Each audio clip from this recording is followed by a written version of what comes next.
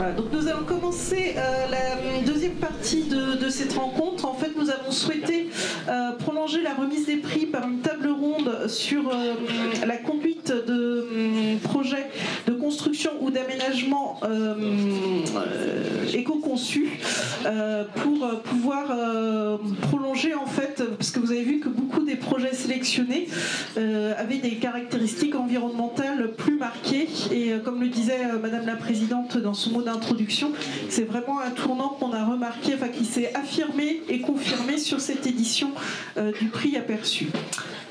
Donc pour animer cette table ronde, je serai avec ma collègue Emma Bourdon, qui est architecte conseil, et nous avons 6 personnes qui vont pouvoir échanger avec nous des différents acteurs de la construction, donc élus et professionnels.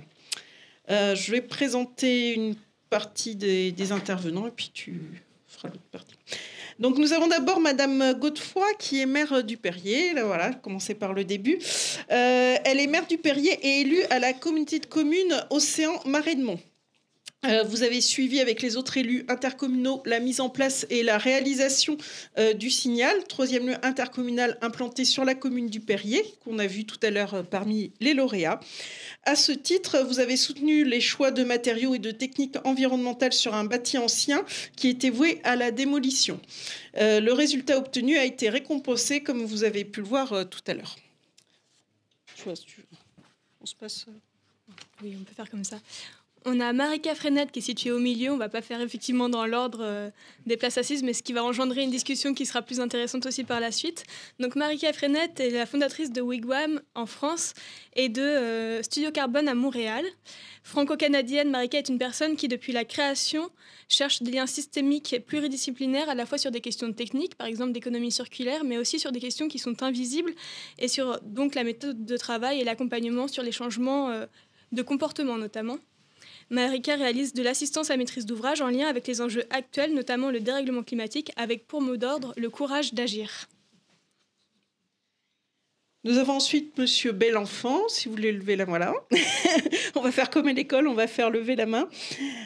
Donc Bruno Belenfant de l'atelier Belenfant et Daubas, c'est un architecte donc associé et fondateur de cette agence spécialisée dans la conception de projets vertueux. L'atelier participe à la création de lieux de vie avec un intérêt important donné à la qualité sociale et environnementale. Bruno Belenfant s'engage ainsi dans une démarche itérative s'articulant autour du projet et de l'ensemble des acteurs, maîtrise d'ouvrage, usagers, etc. Nous avons ensuite Maxime Baudran qui est un expert en construction bois. Il est actuellement impliqué au sein de Fibois et depuis peu dans le collectif Biosourcé. Il pourra nous en dire plus par la suite. Maxime Baudran travaille avec d'autres acteurs du secteur pour encourager l'adoption de pratiques durables en matière de construction et pour promouvoir l'utilisation de matériaux biosourcés dans la construction, dont le bois, effectivement. Il est également impliqué dans des projets de recherche et de sensibilisation pour améliorer les connaissances et les compétences des différents acteurs. Ensuite, Monsieur Gaëtan Périsset, qui... C'est vous, ça ? Oui, voilà, qui se situe au milieu, voilà, qui est un expert dans les projets durables et biosourcés, qui est actuellement impliqué en tant que responsable de projet chez Biofib Cavac, entreprise spécialisée dans les matériaux biosourcés pour la construction. Il travaille notamment avec les maîtrises d'ouvrage, les architectes, les ingénieurs, pour comprendre leurs besoins en matière de construction durable, pour les aider à trouver des solutions les plus appropriées pour leurs projets. Il est également impliqué dans les initiatives de recherche et de développement pour améliorer les produits et les solutions en matière d'isolants biosourcés.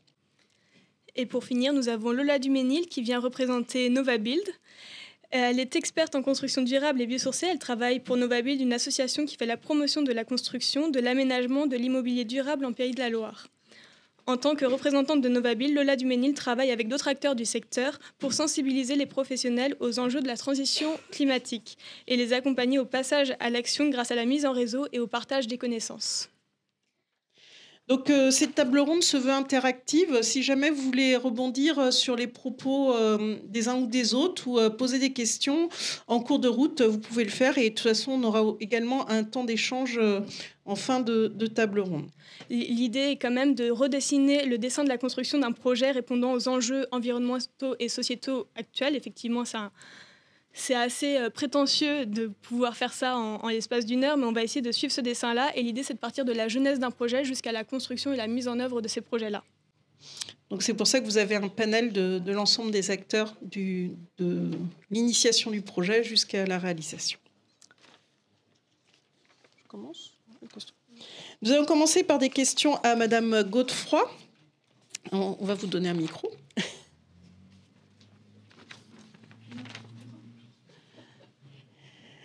Alors, nous avons vu le projet du Signal. Vous avez fait le choix en fait de conserver un bâti malgré son état dégradé. D'abord, pourquoi vous avez fait ce choix et comment vous avez réussi à le tenir? En tout cas, moi, je me réjouis d'avoir reçu un prix quand même du CAUE, je tiens à le souligner. Et puis, de la collaboration étroite qu'on a eue aussi avec notre architecte Ronan Prinot pour ce prix. Et c'est vrai, comme vous le dites, c'était un ancien bâtiment, c'est 2 longères qui dataient du milieu du 18e. Et c'est dommage que mes collègues soient partis parce que j'avais à côté de moi Raoul Grondin, qui est maire de Notre-Dame, qui est dans la communauté de communes aussi avec moi. Et c'était au mandat précédent et je me suis un petit peu battue contre mes collègues pour qu'on puisse préserver ces 2 longères parce qu'il me disait il est beaucoup plus simple de les détruire et de reconstruire. Et je fais un petit clin d'œil au CAUE aussi qui nous accompagne depuis longtemps sur la commune et qui avait pointé ces 2 longères en nous disant il faut les garder. Donc ça m'était resté et on voulait les garder parce que ça fait partie de notre bourg. C'est un tout petit bourg avec un patrimoine naturel remarquable qui est le roseau.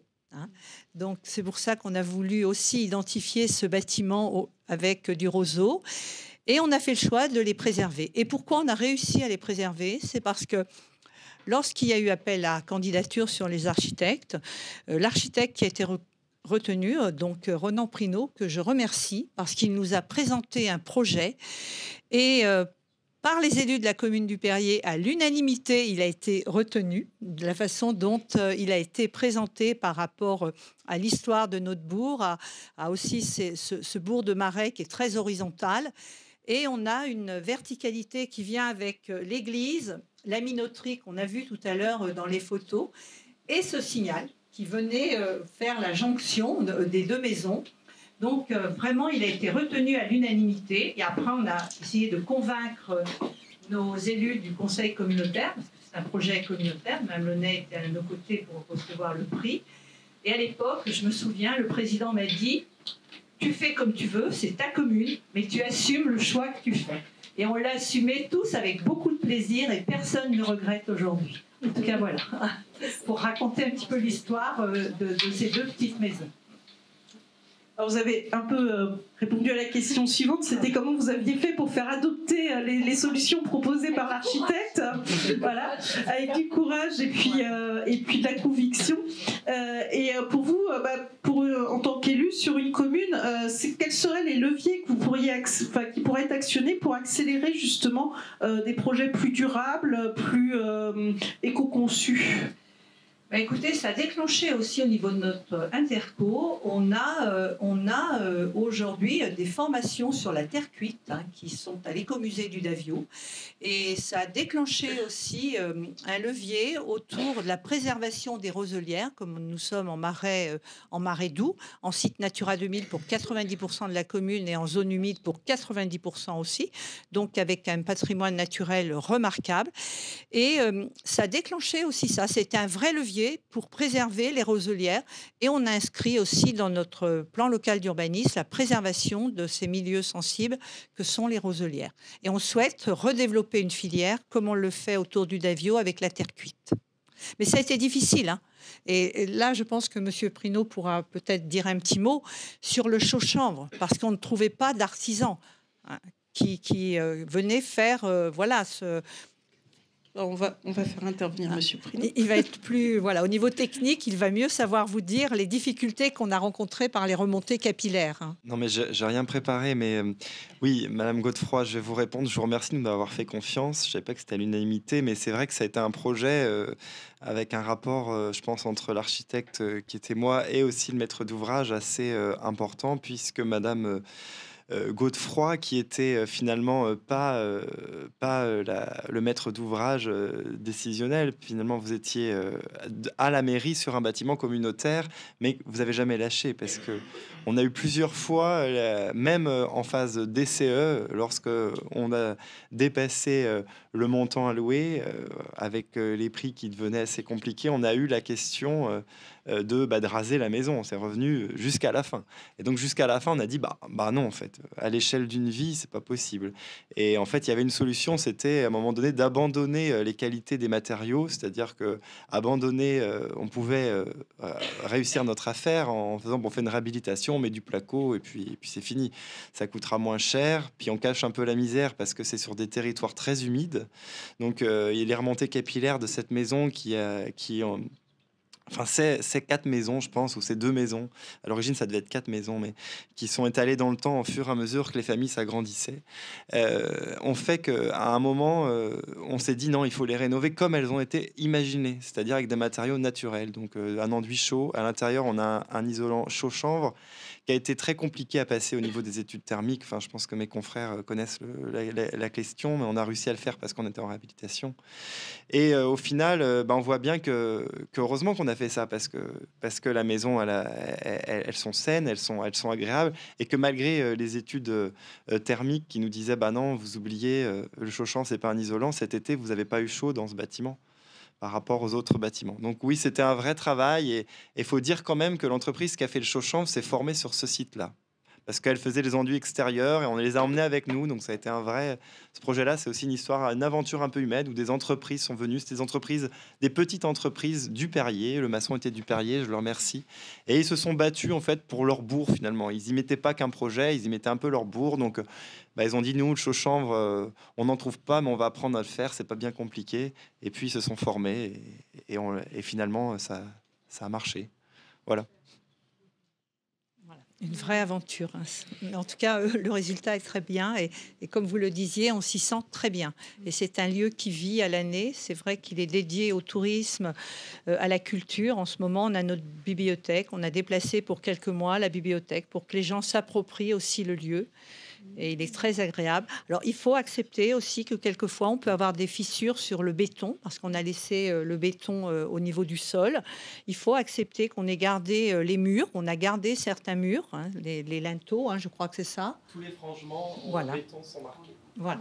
Donc, toutes les interventions contemporaines sont lisibles si on regarde avec l'œil averti. Et c'est le roseau, et je vous invite à venir au Perrier pour découvrir quand même, seulement sur la lecture de paysages le soir en coucher de soleil, on est quelque chose qui est très vertical. Eh bien, si on prend du recul, on voit un toit en pente. C'est assez remarquable sur les couchers de soleil. Donc voilà, parce qu'on a un très petit bourg, la commune a elle a un habitat diffus, et ça vient tenir tout notre centre-bourg. On va pouvoir rebondir là-dessus avec Marika qui va pouvoir nous développer effectivement avec une volonté des élus, parfois une volonté aussi locale des habitants et à la fois des artisans qui peuvent être locaux. Comment vous pouvez accompagner effectivement un projet éco-conçu dans ce cadre-là, et quel est votre rôle et comment vous pouvez accompagner des maîtrises d'ouvrage qui, elles, n'ont aucune connaissance dans ce domaine-là pour pouvoir les orienter correctement sur ce type de projet? Alors déjà, il y a des éléments qui ont été dits dans ce que vous avez partagé, merci, qui sont vraiment intéressants. Je ne sais pas si on peut mettre l'image avec... Oui, non, c'est pas grave. En fait, ce qu'on porte, nous, en tant qu'assistance à maîtrise d'ouvrage, alors le terme, pour moi, est toujours perturbant parce qu'on essaie d'accompagner l'équipe projet. L'équipe projet, on le voit bien, quand ça marche bien, il y a le maître d'ouvrage, il y a le maître d'œuvre, les entreprises, mais en fait, tout ça, c'est une seule équipe. Et parfois, ce qui est difficile pour mettre en route cette équipe, c'est mettre en route l'intelligence collective. C'est pas parce qu'on se met autour d'une table de réunion que c'est intelligent collectivement. Il y a des questions en fait de non-dit parfois. Il y a des questions de on était sûr que c'était ça notre problème, mais en fait on s'est pas posé la question c'était quoi vraiment notre problématique. Faire un bâtiment n'est pas un problème. La problématique, c'est peut-être de valoriser l'identité du bourg, c'est peut-être à travers ça faire travailler nos artisans. Et donc revenir derrière la question de ce que l'on va faire, quelle est la problématique qui se cache derrière au niveau de l'identité du territoire et de ce que l'on veut faire. Donc déjà, ça, c'est un peu la base de la réflexion qu'on peut avoir en tant qu'AMO. Sur la question de l'éco-conception, ou que je dirais de la réponse à l'urgence climatique aujourd'hui, ce qui est important, c'est un peu le mantra qu'on a chez Wigwam, mais qui nous porte dans beaucoup de choses. On a pesé chacun des mots. Aujourd'hui, on dit toujours qu'il faut agir avec moins d'impact, mais en même temps, il faut agir avec beaucoup d'impact pour qu'il y ait moins d'impact.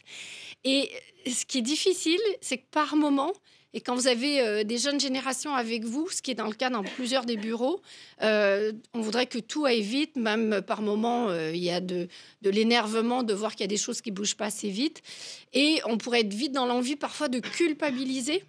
Or, en même temps, il faut inspirer. Ce que vous avez dit est très inspirant parce que plus ça parle de la poésie d'un coucher de soleil. Vous voyez, on n'est pas en train de parler de l'éco-conception. C'est pas une fin, l'éco-conception. C'est un moyen de répondre à l'enjeu qu'on a aujourd'hui.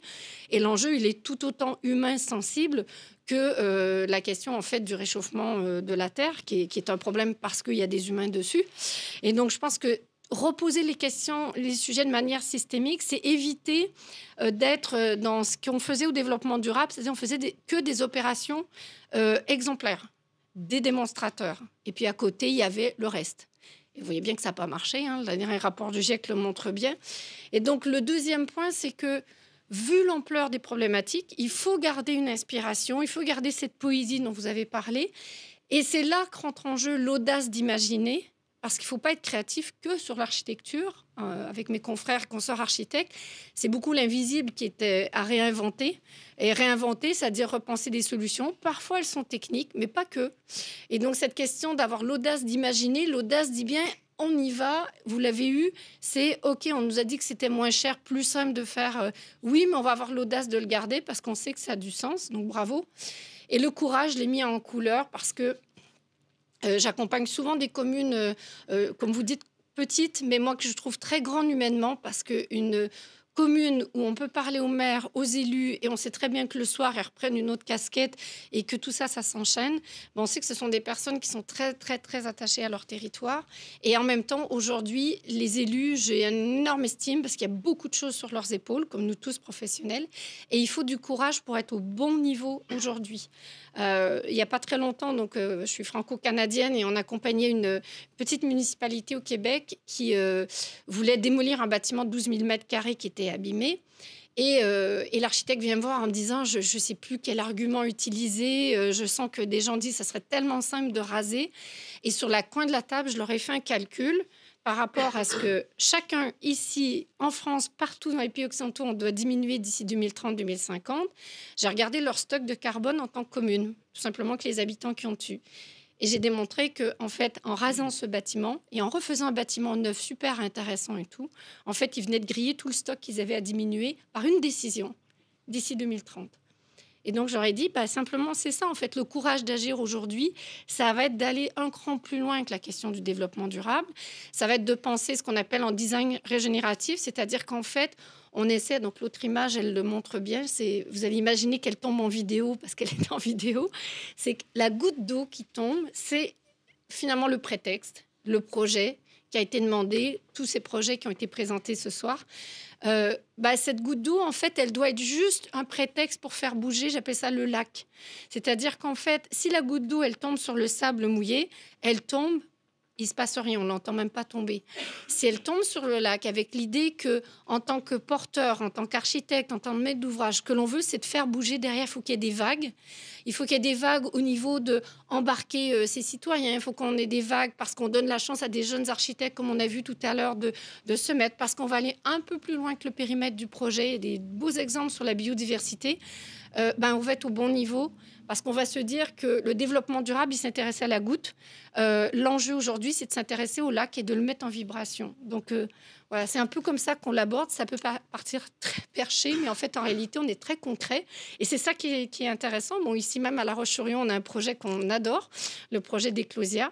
Et c'est un projet sur lequel on s'était donné comme objectif de faire bouger les filières d'économie circulaire.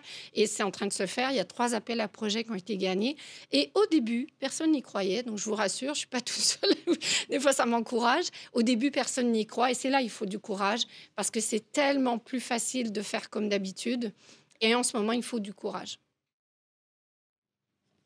Effectivement, les habitudes ont quand même la dent dure en C'est construction. humain. C'est pour ça qu'on s'intéresse beaucoup aussi à la question du comportement humain. Si ça vous intéresse, ça s'appelle les dragons de l'inaction. C'est étudié par des laboratoires aujourd'hui. Et c'est ce qui fait qu'au niveau neuroscientifique, le cerveau déjà a du mal à appréhender cette problématique qu'on a sur les épaules.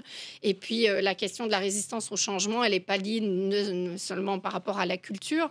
Elle est liée... Alors, j'avais une autre image que je n'ai pas mise, mais vous allez l'imaginer. En tant que Canadienne, j'aime beaucoup la neige. Et quand vous avez, si certains font de la raquette ici, vous avez celui ou celle qui va devant en raquette. C'est en général quelqu'un qui aime cette neige immaculée, la sensation qu'on a quand on enfonce son pied. Mais après, il faut le sortir. Donc, c'est beaucoup plus fatigant, en fait, d'être devant. Et donc, c'est pas tout le monde qui aime être devant, ou alors on reste pas longtemps. Et ce qui est intéressant, c'est que ça donne un peu l'imaginaire de quand on veut agir au bon niveau aujourd'hui, c'est ceux qui sont devant qui font la trace. Et plus on va être derrière, ce qui est bien, c'est de s'assurer que tout le monde suit derrière. Le tout dernier, ça va être plus facile parce que la neige va être compactée et c'est très bien. Mais il faut quand même avoir des gens qui ouvrent la trace, sinon on ne peut pas avancer. Et c'est ça, en fait, l'enjeu aujourd'hui. C'est de... moi, j'aime bien l'idée qu'on peut être plusieurs à faire les traces côte à côte. J'estime pas qu'on est devant un maître d'ouvrage ni derrière. On est à côté, on s'encourage. Et puis, on se dit, comme vous avez dû faire dans vos projets, on s'encourage pour se dire, on a l'intuition que ce que l'on fait est au bon niveau et il faut y croire à cette intuition. Parce que finalement, de faire comme d'habitude, ça voudrait dire que de toute façon, les pires scénarios vont arriver, parce que c'est bien ça, en fait, qui est en jeu. C'est le fait de se dire que si on ne fait pas une rupture dans nos manières de faire, y compris, on n'en a pas parlé ce soir, il n'y a pas eu de prix pour « nous n'avons pas construit ». Nous n'avons pas déconstruit, parce que ça aussi, c'est un prix. Grâce à l'intelligence des uns et des autres, peut-être que des fois, on ne fait plus rien. Et c'est OK. Donc ça, c'est important.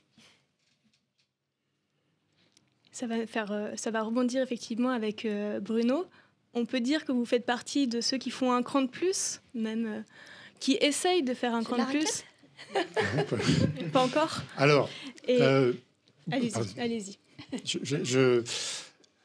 J'ai un peu souri tout à l'heure quand j'ai entendu dire qu'on faisait des projets vertueux.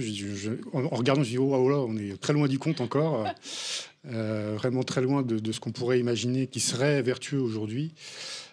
J'avais imaginé parler de quelque chose, d'une date dont certains se souviennent peut-être encore, c'est le 8 août 1808. Non, à La Roche-sur-Yon, vous vous souvenez pas du 8 août 1808. Mais alors, le 8 août 1808, c'est la seule date où Napoléon est venu à La Roche-sur-Yon. Et il est venu voir la construction de la ville qui aurait dû se construire en pisé. Voilà. Et quand il a vu la catastrophe que c'était, il a dit « Arrêtez-moi tout ça, je vous ai donné de l'or, vous me construisez une ville de boue. » Et donc, du jour au lendemain, toute la construction de la ville a été réorientée vers la construction de bâtiments en pierre. Bon. Qu'est-ce qui s'est passé? L'idée était bonne, pourtant. Il fallait construire vite, économique. La construction en terre était bien adaptée. Donc les ingénieurs de Napoléon s'étaient inspirés des travaux d'un théoricien qui était François Cointreau, qui est un Lyonnais, qui a monté la première école d'architecture rurale et qui tentait à cette époque-là de populariser la construction en pisé sur toute la France. Et donc les ingénieurs de Napoléon ont vu ça et ils se sont dit, tiens, c'est le moyen de répondre à la demande de l'empereur de construire vite et économique. C'était une bonne idée, mais en réalité, ils ont oublié quelque chose. Ils ont fait l'erreur de croire à la théorie avant de voir la réalité. Et la réalité, c'est que comme vous le savez tous ici, dans l'ouest de la France et particulièrement en Vendée, la technique de construction en terre qu'on utilise, c'est pas le pisé, c'est la bauge.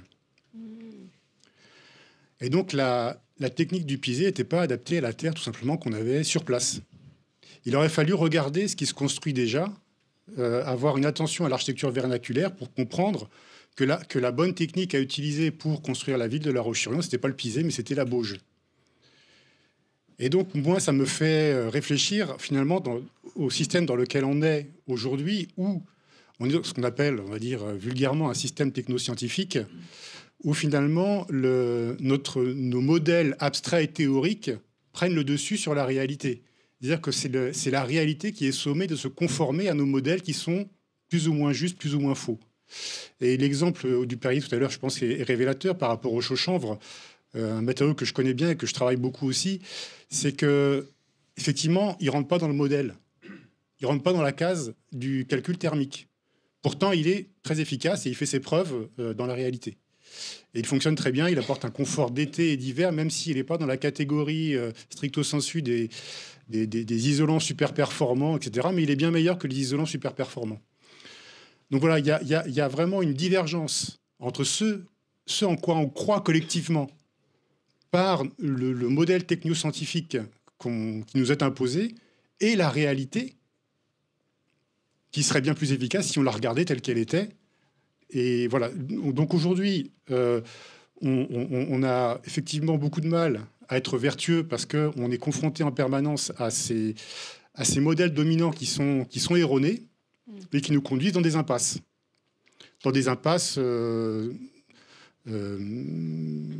ce soit, je ne vais pas résumer à la question thermique parce que c'est vraiment qu'une petite partie du problème. Et pour en venir à cette image-là que j'ai proposé de montrer, ça fait des années que ce projet-là, je l'ai dans la tête. C'est un projet d'une école au Bangladesh donc qui a été construit en 2006, qui pour moi résume la direction vers laquelle il faudrait aller si on en avait peut-être le courage, collectivement, parce que c'est pas un architecte dans son coin, c'est pas un maître d'ouvrage dans son coin. On peut être des initiateurs, mais il y a un moment, quand on est en face d'une muraille qui fait 50 mètres de haut, on se sent un peu petit. C'est des choses qui sont très simples, mais pourtant qui sont aujourd'hui, dont on est collectivement incapable. On en est incapable, voilà. C'est ce qu'il faudrait faire. Moi, je suis convaincu et persuadé parce que cette construction-là, donc c'est une école. Une école, c'est un bâtiment public, collectif, dans lequel des habitants s'investissent pour le construire. S'il avait fallu qu'ils fassent appel à des entreprises extérieures, à des machines, ils auraient regardé quelque chose qui se construit, qu'ils n'auraient pas les moyens de s'offrir. Là, collectivement, on se met en marche, on utilise les savoir-faire qu'on connaît, la ressource qu'on a sur place, on a le bambou, on a la terre, on a la paille, on a la force animale, on l'utilise et avec ça, on peut construire un bâtiment, on peut construire une école. Et non seulement on peut construire une école, pour le coup, vraiment vertueuse, mais en plus, elle est belle, elle est confortable, elle est plus confortable que tout ce qu'on peut construire aujourd'hui en France. La matière est complètement réversible. C'est-à-dire qu'elle peut retourner à la terre. Il n'y a aucune perte de qualité dans le matériau entre le moment où on a extrait la ressource et le moment où on la remet dans le circuit naturel. C'est parfaitement confortable, c'est réversible. Il y a une forte intensité sociale et je pense que c'est quelque chose qui manque beaucoup aujourd'hui dans les chantiers, c'est l'intensité sociale. L'intensité sociale, c'est-à-dire en fait essayer de remplacer les machines par la main-d'œuvre humaine, par le fait que quand on est homme, on s'épanouit en travaillant sur des chantiers, on s'épanouit à faire des belles choses finalement, mais encore faut-il que les choses soient belles à faire. Donc voilà, c'est pour moi l'image qui résume ce qui a peut-être été raté à La Roche-sur-Yon et qu'il faudrait maintenant réussir. Et effectivement, ça on dit que qu'est-ce que tu... C'était très intéressant, effectivement. C'est des choses, ça, qui ne sont pas possibles. Vous dites qu'aujourd'hui, ce n'est pas possible de réaliser. Oui, il marche. Il faut effectivement que je me rapproche un petit peu, excusez-moi. C'est des projets qui ne sont pas forcément réalisables aujourd'hui. Qu'est-ce qui est réalisable aujourd'hui et comment on arrive à mobiliser quand même, parce qu'on arrive quand même à mobiliser parfois des usagers, parfois des entreprises locales pour pouvoir mettre en place des projets qui peuvent être vernaculaires, effectivement, et utiliser les ressources locales. C'est effectivement quelque chose qui est plus énergivore, on l'a dit, parce qu'on ouvre des portes, donc forcément, ça prendra plus de temps, que chaque lieu et chaque localité est différente, donc chaque projet a une identité forte et différente. Qu'est-ce que ça engendre pour le métier aujourd'hui de pouvoir se rentrer dans cette branche, finalement, et développer tous ces éléments-là? Est-ce qu'on arrive quand même à réussir ce type de projet? Alors, comment on y arrive? Un petit peu, on y arrive, on va dire. On n'arrive pas à faire tout ça, mais on arrive à faire quelques petits éléments et petit à petit, on peut arriver à collectivement monter en compétences. Ça se fait comment? Ça se fait parce qu'on en a parlé, il faut du courage. C'est-à-dire qu'il faut affronter le vent contraire. Mais quand on commence à affronter le vent contraire, on voit qu'on n'est pas tout seul à lutter contre le vent non plus. Il y a de plus en plus ces filières de matériaux biosourcés, géosourcés, commencent à avoir des adeptes et donc des entreprises et donc des architectes et donc tout un ensemble de personnes qui se fédèrent, qui s'organisent, qui restent encore assez microscopiques en termes de force, de frappe au niveau normatif et réglementaire. Mais à partir de ça, on peut commencer à faire des choses. Je vois aussi ce qui se passe dans les écoles d'architecture. On se rend compte aussi que tous les étudiants qui sortent se sentent extrêmement frustrés de ne pas avoir accès à ces choses-là. Et donc, on ne compte plus les architectes qui, à la fin de leurs études, se reconvertissent maçons ou charpentiers. C'est une réalité aujourd'hui. Hein. C'est comme ça. Et il y a beaucoup d'architectes qui sont ailleurs que dans l'architecture parce qu'elles ne trouvent pas dans les agences, en général, dans ce qu'on leur demande de faire, quelque chose qui correspond à leurs aspirations. Donc, et c'est tant mieux, ils se reconvertissent ailleurs et ils agissent ailleurs. Et après, on termine sur une question un peu plus concrète, mais effectivement qui est un peu compliquée aujourd'hui. C'est la question de l'économie des projets, l'économie des projets éco-conçus et de l'investissement qu'il y a derrière. J'aimerais bien faire aussi un parallèle, notamment entre l'économie du projet et le coût du projet en tant que tel par la suite, notamment au niveau thermique. Quand on isole correctement un bâtiment sur un bâtiment en terre, par exemple, ou chanvre, etc., on a quand même un confort qui est donné à des usagers qui est plus important. Donc comment on peut retrouver un équilibre économique à la fois pendant le chantier et par la suite Bon, c'est un peu facile de dire que c'est un faux problème. Mais j'aurais envie de le dire quand même. L'économie, c'est pas qu'une addition de chiffres. C'est une addition d'énergie aussi qu'il y a derrière. C'est pas seulement ce qu'on sort de sa poche, mais l'argent, c'est qu'un moyen. On ne mange pas l'argent. Ça sert pas à nourrir les populations. Ça sert pas à être satisfait du travail qu'on fait. Donc la première des choses pour moi, c'est au moins se satisfaire d'avoir réalisé quelque chose dont on est sûr que c'est ce qu'il fallait faire. C'est avant même la question économique. C'est ça qui est important. Si à un moment on n'a pas les moyens de construire ça, en fait, il faut peut-être pas dépenser d'argent, finalement, pas du tout. Et peut-être qu'il faut mobiliser les énergies différemment que par un circuit économique traditionnel. Hein, on travaille beaucoup sur de l'habitat participatif, de la conception, voire de la construction participative. C'est des choses qui sont en plein essor. Les chantiers participatifs, notamment. Je repense à ces étudiants en architecture qui, à la fin de leurs études, font la tournée des chantiers participatifs pour essayer d'apprendre ce qu'ils n'ont pas pu apprendre pendant leurs études. C'est une façon de faire qui est en dehors complètement des circuits économiques. Et pourtant, aujourd'hui, moi j'en suis convaincu, c'est comme ça qu'elle s'est faite l'éco-construction depuis le départ. Elle s'est faite par l'autoconstruction. Elle s'est développée par l'autoconstruction. Elle s'est développée par des initiatives diffuses. Et aujourd'hui encore, là où il se passe des choses en architecture, dans la construction, c'est en dehors du cadre. C'est en dehors d'un cadre économique qui empêche que ces choses émergent. Peut-être ajouter sur l'aspect économique. Alors la chance qu'on a quand on est un AMO, c'est qu'on peut aussi se réfléchir à ne pas faire des mètres carrés. C'est plus facile puisqu'on n'est pas payé au mètre carré. C'est un peu le problème du financement en fait de la conception, c'est qu'on paye tout le monde sur un pourcentage du montant de travaux. Donc à la fin, si on fait pas de travaux, il y a personne qui vit. Donc c'est un vrai sujet. Donc quand on est en AMO, on peut se permettre de poser des questions. Et j'ai deux exemples.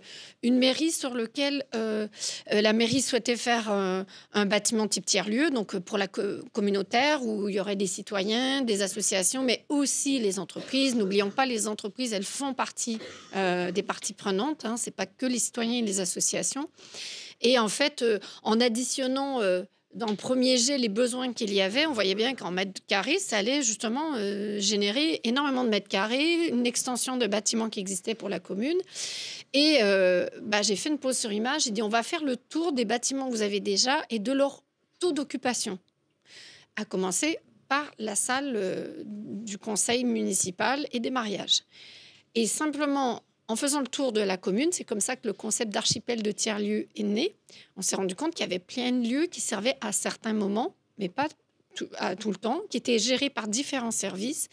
Et que si on les mettait en réseau, pour la réservation de salles, pour l'entretien, etc., en fait, on aurait un archipel de tiers-lieux, non plus un seul bâtiment, mais un archipel.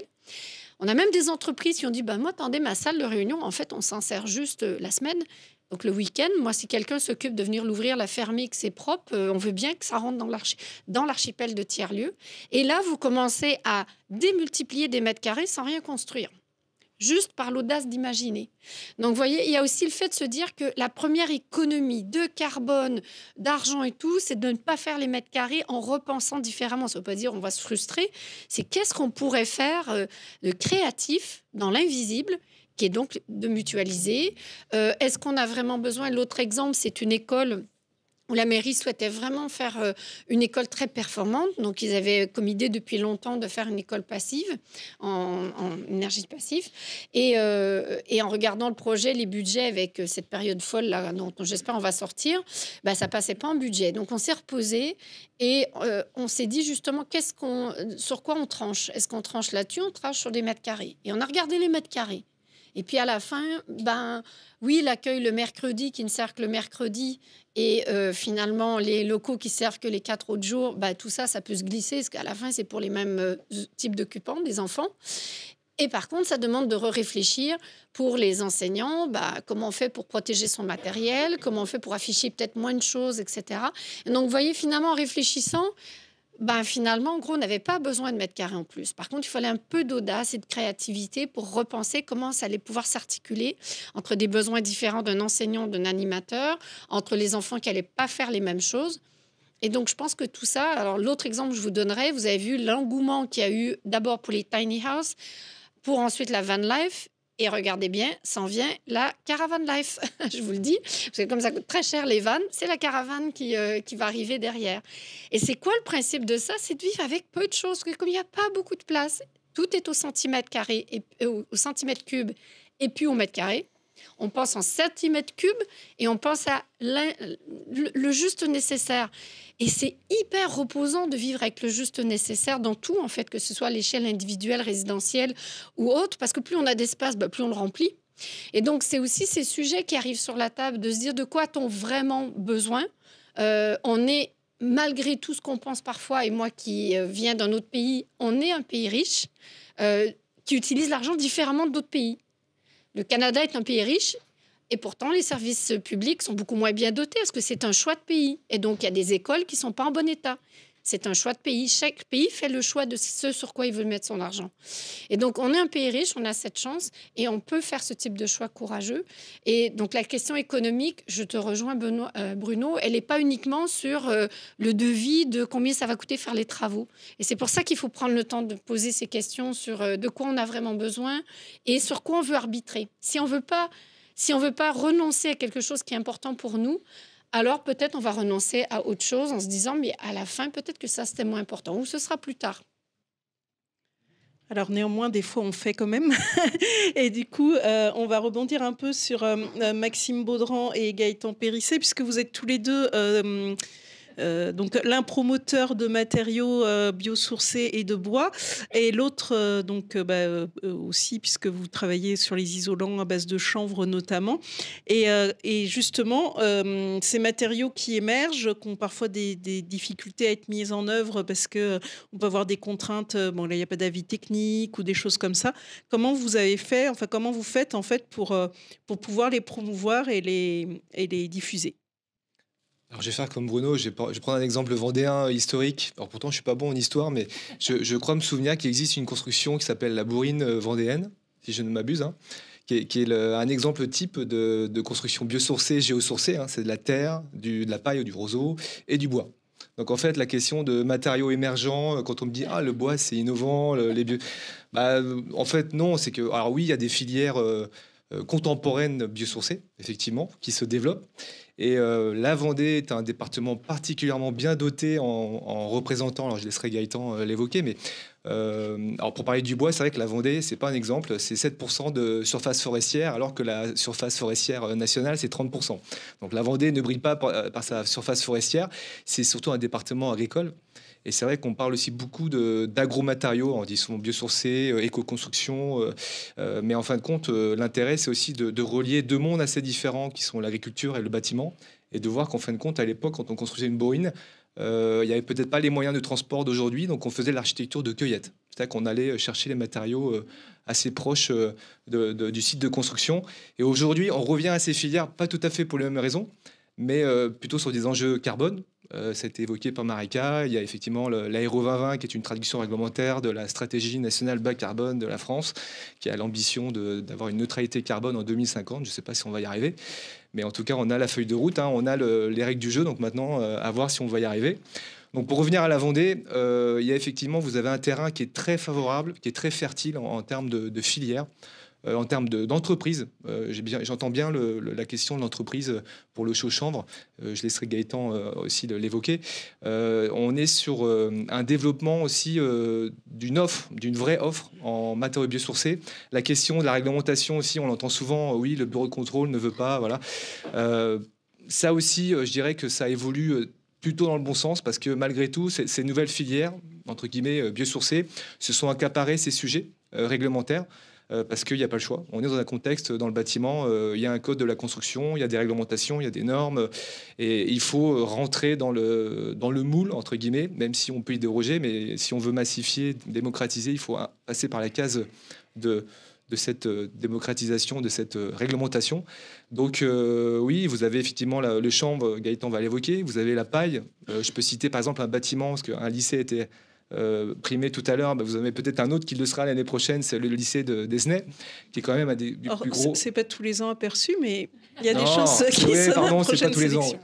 Mais vous avez un des bâtiments les plus grands d'Europe, isolé en paille à Esnay. Il y en a un autre qui va arriver, mais qui n'est pas en Vendée, qui est à Saint-Philbert de Grandlieu, qui sera encore un peu plus grand. Donc on est sur des tailles de projets très conséquents. Et c'est des projets aussi qui permettent de faire évoluer la filière et qui permettent de créer d'autres bâtiments après par la suite, qui relancent des filières aussi de cueillette finalement, effectivement, avec les agriculteurs, avec la construction. Ouais. Alors, il y a un adage pour la CAVEC, c'est du champ au chantier. La CAVEC, c'est la première coopérative en France agricole à avoir investi sur un outil industriel transformant le chanvre, mais pas que. C'est-à-dire que moi, ça fait 17 ans que je suis spécialisé dans le biosourcé. J'ai vu malheureusement 3 chanvrières aujourd'hui liquidées qui n'existent plus. Parce qu'il y a l'adage de créer une industrie et puis d'oublier qu'il faut vendre le produit et qu'en face, il faut des consommateurs. Avant, du coup, que le maître d'ouvrage s'y mette, que la maîtrise d'œuvre engage, que la MO soit présent et que le produit arrive sur le chantier. Et ce risque-là qui a été pris, du coup, il y a 14 ans maintenant en Vendée, c'est un essor national, international et européen. On est primé en Europe sur des développements d'activités industrielles et coproduits avec le groupe Beneteau, par exemple. On est primé et développé au national sur les JO de 2024 sur Paris, sur la marina de Marseille, sur des bâtiments exemplaires sur le Pays de Loire et en Vendée, parce que le lycée d'Esnay, c'est un 100% paille et 100% isolation base de chanvre en panneaux souples. Et ce travail-là, il a été lié déjà à une prise de risque des agriculteurs en coopérative qui ont pris un risque de se dire on investit sur une rotation de culture et du coup cette rotation de culture, on investit sur un site industriel. Et ce site industriel, il produit des isolants, entre autres, et il faut qu'il y ait de la consommation. Donc l'innovation qui s'est faite aussi, c'est qu'il a fallu intéresser aussi les réseaux de distribution à avoir de la disponibilité.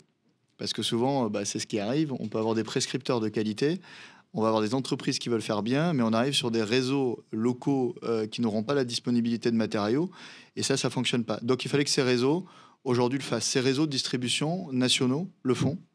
Ont tous des catalogues aujourd'hui de produits de distribution biosourcés. Ils s'étaient posé la question, il y a 15 ans, ils n'y allaient pas. Aujourd'hui, ils ne se posent même plus la question. La première des choses, c'est d'abord le fait qu'il y a le carbone, qui est un impact global sur ces produits. Mais le deuxième aussi, on l'a tous vu. Alors moi, je viens du sud-ouest de la France. Les températures, on va planter du Syrah bientôt en Bretagne. Mais j'arrive de Quimper là, cet après-midi. Les Finistériens, quand ils m'ont vu arriver il y a 9 ans, quand je leur ai parlé de canicule l'été, ils rigolaient. Bon, l'été dernier, j'ai pris mon téléphone.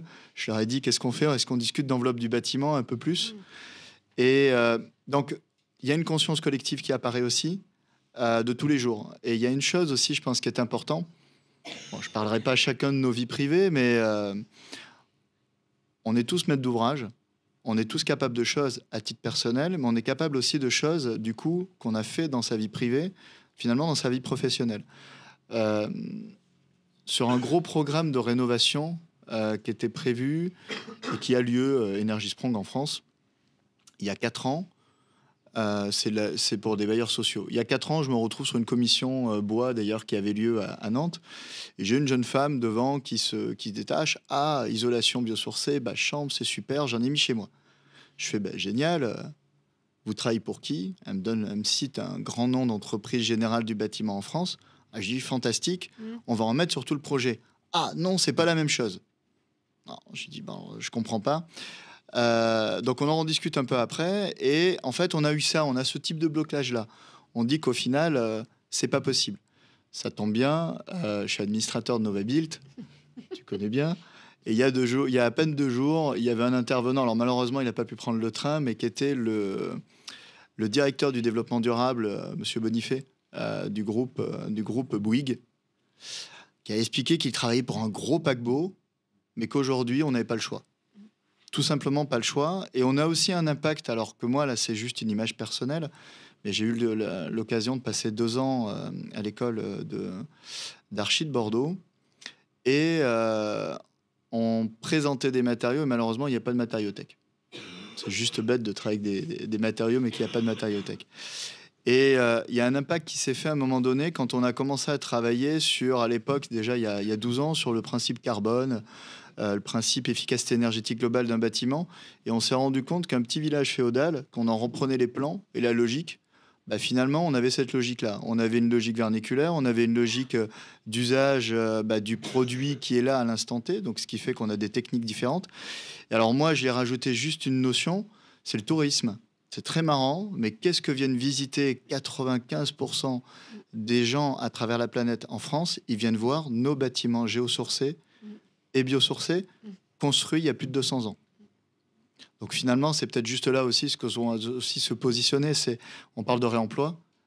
On a la capacité aujourd'hui de filière, en fait, avec nos qualités de matériaux et d'enveloppes, d'envoyer des bâtiments, non pas demain, mais après-demain, comme l'ont fait il y a quelques années nos ancêtres. Bon, les Gaulois. Je fais juste une petite notion sur la photo pour mon empreinte. Ça, c'est un panneau de ma maison, parce que pour le béton de chanvre. Du coup, ça sera la première mob en France construite 100% béton de chanvre. Et oui, c'est compliqué. Le chanvre, il y a les panneaux souples. Il y a les enduits, les bétons de chanvre. Les chaux fournissent la chaux. Les chanvriers fournissent la chaîne vote pour le créer. Ce qui est en train de se créer, c'est exactement, et je peux vous remercier, entre l'architecte et la maître d'ouvrage, d'avoir intéressé le maçon local. En fait, en le mettant un peu à l'épreuve et en se disant, tiens, tu pourras y arriver, si vous n'étiez pas là, peut-être que lui, on n'aurait pas fait et peut-être qu'aujourd'hui, il ne le proposerait pas. Et je suis quasiment certain que si je vais le voir aujourd'hui, maintenant, il le propose à ses clients.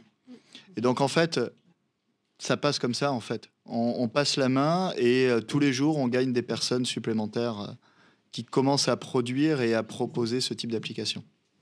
Et puis, pour vous dire là-dessus, il y a 2 immeubles de 8 étages maintenant qui arrivent en béton de chanvre sur Nantes. Donc, l'étape est passée bien plus loin. Alors, justement, vous avez mentionné Novabuild comme un promoteur, en fait, de ces techniques et de ces manières de faire différentes. Peut-être il y a des gens qui ne connaissent pas Novabuild dans la salle. Est-ce que vous pouvez nous expliquer ce que c'est Novabuild, Madame Duménil, et le type d'événement qui est organisé pour promouvoir des manières de faire différentes? Effectivement, c'est moi qui prends la parole parce que je suis salariée de Novabuild, mais je ne serai pas forcément la seule capable d'en parler puisque ici, Marika et Gaëtan sont administrateurs de Novabuild. Je pense qu'il y a parmi dans la salle un certain nombre d'adhérents. Donc Novabuild, on est une association qui représente les professionnels de la construction et de l'aménagement avec une vocation, on va dire, durable dans le Pays de la Loire. Donc, j'ai fait passer cette photo pour représenter à la fois le réseau et la convivialité. Ici, c'est le conseil d'administration de l'année dernière. Il y avait environ 240 personnes qui donc se réunissaient à la fois pour parler des actions menées et puis aussi faire un temps de réseau, puisque voilà, en tant que réseau de professionnels multidisciplinaires, donc on regroupe des professionnels de toutes les professions, depuis la maîtrise d'ouvrage, les architectes, les concepteurs, les paysagistes, donc je vais forcément oublier des corps de métier, m'en voulez pas. Il y a aussi les fournisseurs, les représentants de filières, mais aussi des fonctions support comme des avocats. Bref, c'est très varié et l'idée, ça rejoint un peu tous les sujets qui ont été abordés avant, c'est de réunir les différentes compétences du secteur pour avancer tous ensemble et partager un peu les compétences de chacun, trouver des solutions ensemble, puisque toutes les avancées ne peuvent pas être faites seules. Et l'idée, c'est aussi de s'inspirer les uns des autres. Pour reprendre l'image de Marika, la personne qui marche en raquette, en fait, nous, toute l'idée, c'est ça, on appelle ça Novabuild pour tous, c'est comment est-ce qu'on emmène l'ensemble de la filière à marcher dans les pas des raquettes. Donc déjà, on accompagne les pionniers, on valorise leurs travaux et on invite tout le monde à pouvoir marcher dans leurs pas. Donc pour ça, on fait différents types d'événements. Donc ça va être du retour d'expérience, des visites de chantier, des événements thématisés. On a aussi des ressources en ligne. Par ressources, on a à la fois des ressources documentaires, techniques ou réglementaires. Il y a aussi tout un panel de ressources humaines, c'est-à-dire de la mise en réseau pour avoir des ressources de compétences. Par exemple, vous cherchez une compétence d'AMO sur tel sujet, eh bien, on peut en avoir parmi le réseau. Donc, je prends AMO, mais ça peut être le cas dans tous les domaines de compétences. C'est vraiment un peu la force de ce réseau-là, c'est d'essayer de mettre en relation.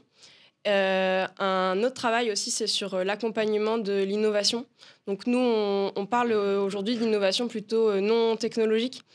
À travers le développement de groupes de travail, comment est-ce qu'on fait évoluer les méthodes, les façons de faire, plutôt que de forcément chercher des nouvelles techniques plus sophistiquées. Donc c'est exactement ce qu'on disait, comment est-ce qu'on facilite le retour aux méthodes vernaculaires. Donc voilà, pour ça, il y a des groupes de travail. On met aussi à disposition différents outils participatifs. Donc voilà, ponctuellement, on peut aussi accompagner des grands projets. Et donc, tout ça, c'est vraiment à découvrir. On travaille ensemble voilà, sur ces sujets-là. Effectivement, il y a beaucoup de travail qui existe déjà, beaucoup de personnes qui sont déjà intervenues sur ces sujets-là et qu'il ne faut pas hésiter à se renseigner parce qu'il y a énormément de solutions qui existent. Il suffit juste d'avoir les portes ouvertes, de connaître ces portes pour pouvoir réaliser un projet correspondant. Et effectivement, Novabuild en fait partie, FIBO aussi participe. Tous les intervenants participent à élaborer toutes ces mises en place, ces mises en œuvre de bâtiments éco-conçus ou innovants, effectivement, selon les termes utilisés. Il y a peut-être des réactions. Vous avez peut-être des réactions, effectivement, ou des choses à ajouter ? N'hésitez pas. Peut-être les intervenants, peut-être des choses à rajouter aussi. Si, j'aimerais bien dire quelque chose quand même. Parce que, étant de double culture,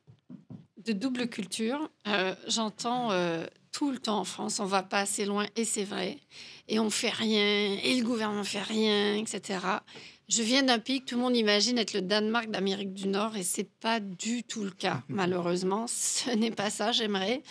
Mais c'est même un retour en arrière sur beaucoup de sujets. Il faut qu'on soit fiers, en France aujourd'hui, d'être le premier pays européen, voire mondial, à avoir la plus grande base de données du monde, en fait, de base de données de matériaux, d'avoir une réglementation qui a plein de défauts, qui modélise mal le chanvre, etc.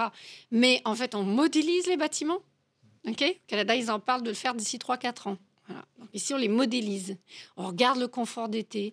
On se dit qu'il ne faut pas que ça dépasse la chaleur. Et on ne se dit pas que ça va être la clim qui va permettre de résoudre le problème. Donc, en fait, il faut aussi regarder le fait qu'il y a beaucoup, beaucoup de choses. Et tout ce qui est en train de se passer, on parle de réseau Novabuild, Fibois, j'ai du mal à dire Clambois parce qu'on travaillait ensemble à l'époque, le réseau Rupture, les CAE, il y a plein de choses positives. Et très souvent, le déclic, c'est qu'il y a plein de choses qui existent pour y arriver. Il manque souvent un tout petit peu de courage. J'ai parfois des élus à qui on dit bon, on y va là, sur ce quartier sans voiture. Ah non, c'est pas possible. J'ai dit, mais attendez, vous êtes allés sur l'île de Bath, enfin les îles, il y en a plein. On est à pied. On paye pour traverser en bateau et ne pas être en voiture. Donc, c'est quand même possible. Regardez à l'échelle, j'ai déjà montré qu'à l'échelle, ça pouvait se... Donc, qu'est-ce qui se passe? Que sur une île, on est capable de marcher, puis on a des tirettes, des charrettes, des petits taxis électriques, et puis tout d'un coup, ce n'est plus possible. Parce que vous comprenez, madame, en Vendée, les gens ont besoin de leurs 2 voitures. Oui, mais c'est aussi ici qu'il y a des îles à côté où il n'y a pas de voiture. Et donc, en fait, c'est se dézoomer pour se dire, mais attends, on n'est pas en train de se raconter des histoires, là, pour pas justement bouger, etc. Donc, en tout cas, le point positif, c'est qu'il se passe beaucoup de choses. Et il faut aussi le valoriser parce que j'ai donné une conférence au mois de février au Canada à 200 architectes. Et j'essaie de le faire modestement pour pas avoir l'air, parce que les gens là-bas, parce que je suis française, que j'ai plus beaucoup d'accent québécois. Et je leur ai dit, voilà, ce qu'on était en train de faire. Puis du coup, je suis allée chercher les projets dans la région. Je montrais le lycée de Paille. Ils étaient, mais ils croyaient que c'était une fausse image. Et à la fin, il y a quelqu'un qui a levé la main qui a dit, mais en fait, là, vous êtes en train de nous dire qu'on a 10 ans de retard. J'ai fait, oui. Bah oui. Et nous, est-ce qu'on a du retard par rapport à d'autres? Oui, sûrement. Bon, les Suisses, des fois, ils nous disent qu'on pourrait aller un peu plus loin sur la qualité constructive. Là, on est dans le même bateau, de toute façon. Donc, le agir avec impact, c'est de se dire, il faut absolument changer d'échelle d'intervention. Il faut arriver à embarquer. Il faut que les projets, ce ne soient plus des démonstrateurs, mais des pivots. C'est-à-dire que depuis ce projet, toute la chaîne d'acteurs change. À chaque projet, il ne faut plus que ça soit le démonstrateur qu'on monte pour dire nous avons fait un projet démonstrateur et le reste, ben, c'est un peu comme à l'époque où il y avait le salon de l'habitat sain et je disais mais c'est quoi l'autre salon? C'est le salon de l'habitat malsain. Ben voilà, donc il ne faut pas qu'il y ait de différence entre les deux parce que sinon ça... Et c'est pour ça que petit à petit, j'espère qu'on arrivera plus à avoir l'expression éco-conçu parce que ça voudra dire que tout est fait comme ça. Pour rajouter, je suis passé, j'ai travaillé pendant 2 mois à la ville de Québec. Mais ça remonte à quelques années pour les services des impôts et c'était très très marrant comment on fichait les matériaux et c'est ce qui faisait les critères de qualité normalement de la taxe que vous payez et en fait tout était sur tout était sur l'aggloméré, sur les peintures, sur les revêtements, etc. Et c'est assez amusant et c'est vrai que quand j'ai commencé, moi, il y a 20 ans dans le bâtiment, on pensait qu'en France, c'était les Allemands qui étaient en avance. Les Allemands n'étaient pas en avance, c'est qu'ils avaient mis le doigt sur le fait qu'il fallait oser isoler les bâtiments parce qu'ils n'étaient pas allés vers le nucléaire. Alors, je ne dis pas que le nucléaire est bien, mais à l'époque, ils n'étaient pas allés et la vallée de la Roure est massacrée de l'autre côté pour le charbon. Donc, du coup, je voudrais vous faire juste un petit état des lieux quand on parlait juste de réglementaire, de disponibilité sur la Vendée. Esnay. Il n'y a pas que le lycée qui est magnifique, terre cuite d'Esnay. Patrimoine vivant, même la tuile d'Esnay coûte moins cher maintenant puisqu'elle est cuite au bois qu'une tuile cuite au gaz, avec des magnifiques carreaux. Argilus, un des leaders français aujourd'hui des enduits de terre et d'argile. Je pourrais aller après avec Biobrick, qui n'est pas très loin là-dessus. Pifto, dans le bois. Alors après, je pourrais laisser la main là-dessus. Une des leaders de Syrie aujourd'hui en termes de CLT et en termes de bois, de structure, etc. La Cavac, avec Biomatériaux, nous, c'est une usine 4.0, et je n'irai pas la comparer en 4.0 côté numérique, mais en termes de qualité de produit, qui arrive à Saint-Hermine l'année prochaine, qui multiplie par 3,5 la capacité de production en termes de panneaux souples. Profibre, à Faleron, première unité industrialisée de bottes de paille en France en termes de volume technique pour répondre au marché national du négoce. Ils sont juste à Faleron. Bon, il y a un Breton qui travaille dedans, on s'arrangera avec lui. Mais on a ce patrimoine-là. Et puis, il y a d'autres sociétés vendéennes, certainement, que j'oublie derrière, qui ont un lien avec le domaine du biosourcé. Derrière, c'est quoi? Si je prends Profibre dans la paille, c'est une des personnes qui bosse, qui est représentante pour le réseau français de la construction paille, qui agit pour la rédaction des règles pro. On n'a pas d'avis technique, mais on est en technique courante si vous êtes formé. Le réseau Ecobat, qui fait partie du collectif biosourcé, peut vous accompagner sur ce type de formation sans aucun problème en tant que maître d'œuvre. Les entreprises sont formées. Je pourrais citer des belles entreprises du bois, Bois Boréal, LCA, qui sont formées sur la Vendée pour répondre à ces techniques de pose. Le béton de chanvre, c'est pareil. Ces entreprises sont formées pour ce type d'application, type de bâtiment-là. Donc aujourd'hui, la boucle se boucle. Nous, on a un laboratoire interne où on répond aux ASERMI, au CSTB pour avoir des avis techniques. On paye des personnes. J'ai la chance, moi, à l'époque, d'avoir accompagné le recrutement de notre ingénieur bois qui arrive de l'ENSTIB, qui habite à Fontenay-le-Comte. Donc, vous voyez, quand vous arrivez à récupérer un ingénieur bois qui a envie de venir lui expliquer le cadre, qui va traverser la France et rester ici, aujourd'hui, il siège au GS20. Le GS20, c'est le groupe de travail du CSTB qui fait la pluie et le beau temps sur les isolants. Il est en Vendée, il travaille pour les Vendéens et là-dessus. Donc, on a plein de choses positives qui sont présentes. Les matériaux représentent, en fait, répondent à toutes les données assurantielles. Après, à nous de vous faciliter, en fait, l'accessibilité de ces données-là. Et on peut que remercier le CAUE, du coup, de nous avoir invités parce que la ressource est là. Donc, en fait, c'est pas un problème de passer le cap et on sera avec fierté de vous donner cet amour qu'on a pour la qualité du bien construire. Et juste parce que ça a été cité plusieurs fois, j'en ai pas parlé, le collectif biosourcé, c'est en fait le regroupement de toutes les filières, des têtes de filières régionales. Donc vous avez trouvé évidemment Fibois, vous avez trouvé le collectif des terreux armoricains, le collectif paille armoricain, qui est le référent régional du RFCP. Vous avez trouvé aussi le PNR de Brière. En fait, on a un parc naturel régional dans le collectif parce qu'ils sont en train de mettre en place une filière autour du roseau. J'entends madame qui évoquait le sujet tout à l'heure, parce qu'on a une grande ressource en roseau qui est aujourd'hui peu utilisée. Alors sachez que tous les toits en chaume dans le parc aujourd'hui, c'est du chaume qui provient au mieux de la Camargue, au pire de Chine ou d'Hongrie. Donc il y a un vrai problème d'approvisionnement parce que la filière n'existe plus. Donc le PNR a repris le sujet à bras le corps. Ecobat, ça a été cité effectivement. Il y a la région aussi qui est au sein du collectif. L'Adréal, voilà, qui est un représentant de l'État, Novabuild évidemment. J'en ai peut-être oublié, mais voilà, on est un peu le collectif est un peu le guichet unique en fait des filières biosourcées, géosourcées. Donc n'hésitez pas à le contacter. Parce qu'on a vraiment cette chance, effectivement, en Pays de la Loire, d'avoir un jeu d'acteurs très, très, très riche, mais vraiment très riche. Est-ce qu'il y a des questions, des interventions ? Bon, alors, on va pouvoir prolonger les échanges. Alors, nous n'avons pas de cotillon comme sur l'image de l'Assemblée générale, mais on a quand même un verre à boire. Donc, on va vous inviter à partager le verre de l'amitié.